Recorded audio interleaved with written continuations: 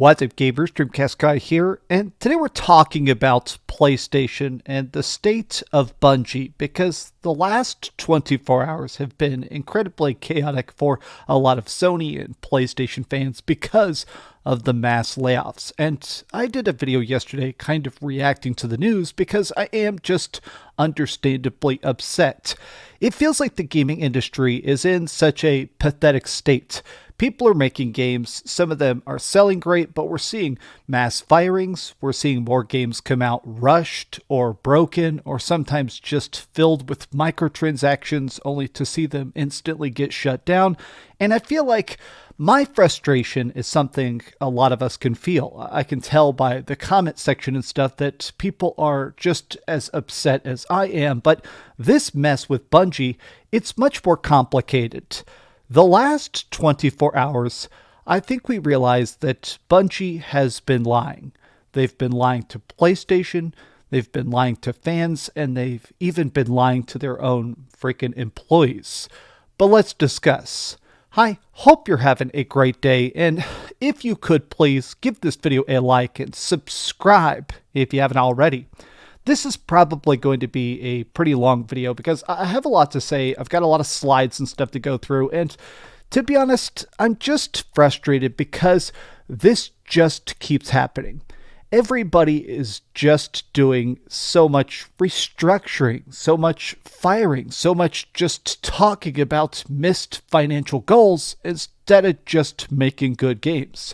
So yesterday when this got tweeted out, I initially said, this sucks, for obvious reasons, but now we have a lot more of people calling specifically for a gutting of leadership. The head of the company itself, Parsons, apparently this guy is a real gigantic piece of garbage. These people here are ex-employees. These are community managers, these are developers and stuff who have spent years and years of their life dedicated to the Bungie brand, and they've been blowing the whistle that apparently Sony's just been trying to get Bungie in line, and Bungie has been straight up lying. They claimed they're not going to do mass layoffs and just fire everybody, and that's exactly what they did. But actually, even in their own statement, they've lied. So when they tweeted this out yesterday, it didn't have a community note, and now it does. This community note, which they show screenshotted here in a second, shows how misleading they're being representative. They said they were going to fire 17% of the workforce. It's actually 35% of the entire studio has now been gutted because they're also moving a bunch of people over to other projects, which means that for the people that got fired and the people that are now being absorbed into PlayStation Studios, it sounds like anything you could possibly hope about the future of Marathon or talks of Destiny 3. I think the company is about to either cease to exist or be completely absorbed into PlayStation. In fact, there are rumors this has already happened. So the head of PlayStation is Herman Hulst. This is a guy who's worked at a bunch of different studios. He's done a lot of stuff. He's the main dude behind Horizon Zero Dawn and stuff like that. This dude definitely knows what he's doing. Well, the rumor is that he is running Bungie. Now, this comes from a lot of different sources. People like Jeff Grubb, a lot of journalists and stuff have chimed in that apparently Herman Hulst is stepping in to try and save Bungie from Bungie. And this is just outlandish to me. The fact that PlayStation acquired Bungie for billions of dollars, and they straight up said this is going to be a Sony studio. The way that Sony owns PlayStation, Sony runs PlayStation movies, Sony Movies, which is Sony Pictures, Sony makes phones and stuff like that. The idea was always the fact that Bungie would be autonomous. Bungie would be this separate individual that would make money on all different platforms. You would actually see the fact that they would have Destiny on PC, on Xbox, on PlayStation. They would have it everywhere they could possibly make extra cash as long as they kept hitting their financial goals that were set by Sony. So I think what's pretty obvious is that Bungie has been overpromising. I think there's a good bet about the fact that Bungie has claimed they would make way more than they actually did, and as they continue to fail to meet these financial expectations, they're getting absorbed. They're getting pushed into PlayStation because they just don't know how to actually run themselves. And to me, I do think this sucks because I think that more than anything else, these firings are not just a clear sign of bad leadership. I think they're a sign about the fact that corporate greed in the entire gaming industry is getting ridiculous. It is getting so unmanageable. This is the CEO of Bungie, and he spent $2.3 million on classic cars after the acquisition, and this is ridiculous. IGN reported last fall that Bungie said, hey, are you going to take any pay cuts from the CEO or other people to try and manage the crisis? And they said, nope, we're not that type of company. The CEO, the executives, the people at the top are refusing to do anything to actually help the employees. They fired 220 people yesterday. And I read their whole statement in a video, but I'll be honest, I hate the fact that they're like, oh, these people are so important.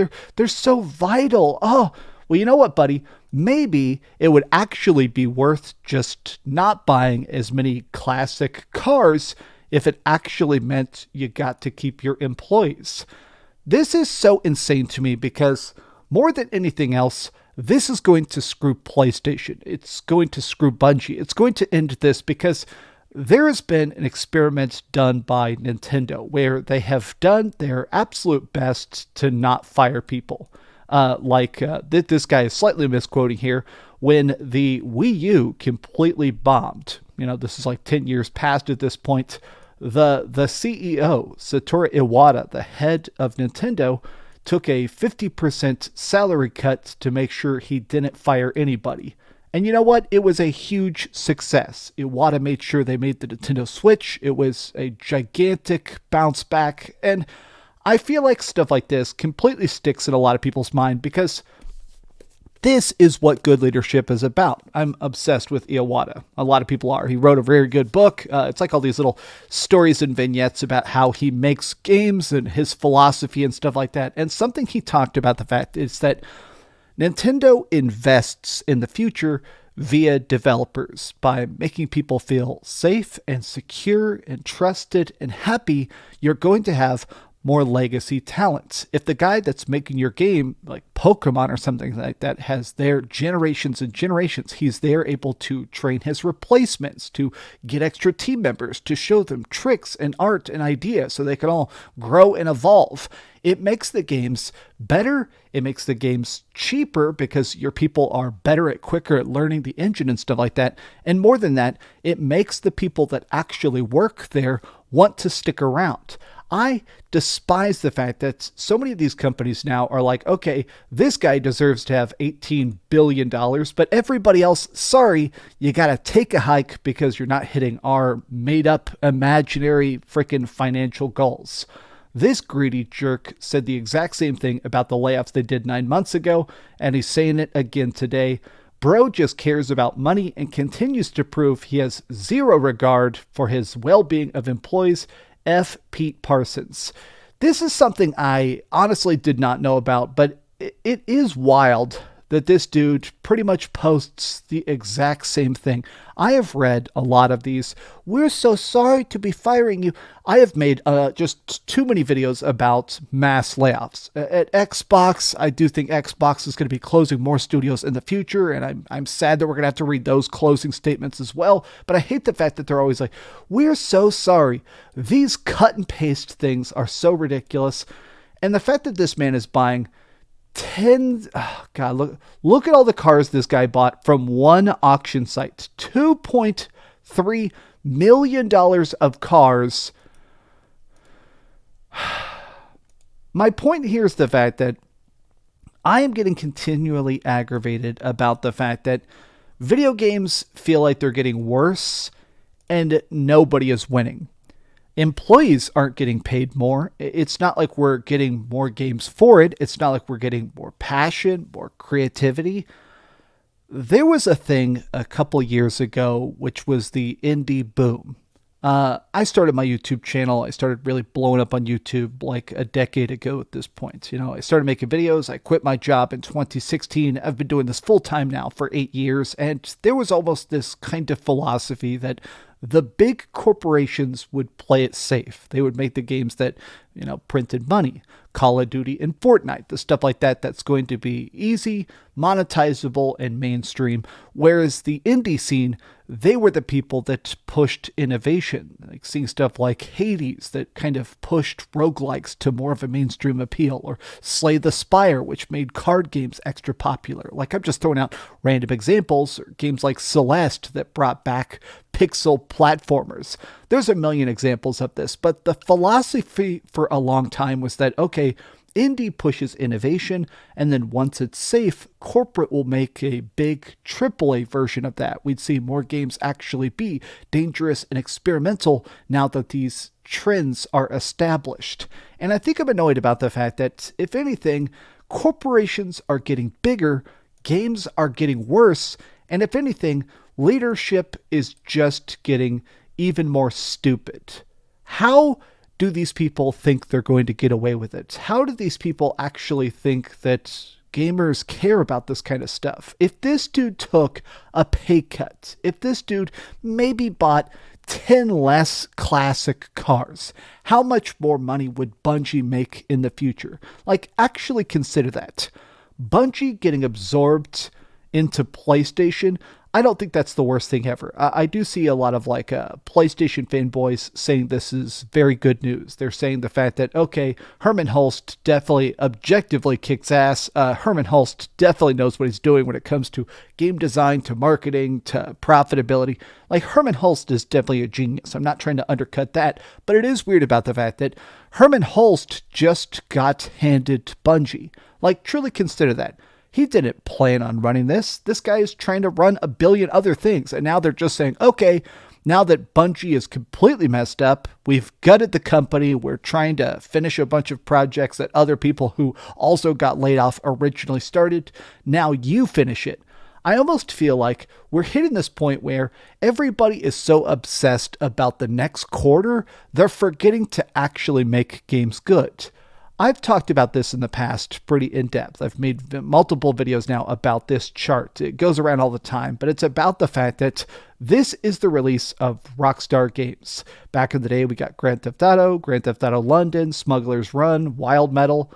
But over time, as games got more difficult to create, as developer costs increased, and the importance of graphics managed to completely go through the roof, and then the rise of just always online games as a service projects like GTA Online, the release window has dried up because it's no longer about art. It's no longer about making cool games. It's not even really about fun. It's just about profitability for the next quarter. This is what sucks. 2 games a year, now to 1 game every 10 years. I don't know. I don't really have a major final thesis of this. I think this guy sucks. I think that Bungie is a bunch of liars at the top. I think the management is completely an absolute mess at this point. And I don't think there is an easy solution. I think that this is just a mess from top to bottom. And I'm frustrated about it because I think this is a sign of the times.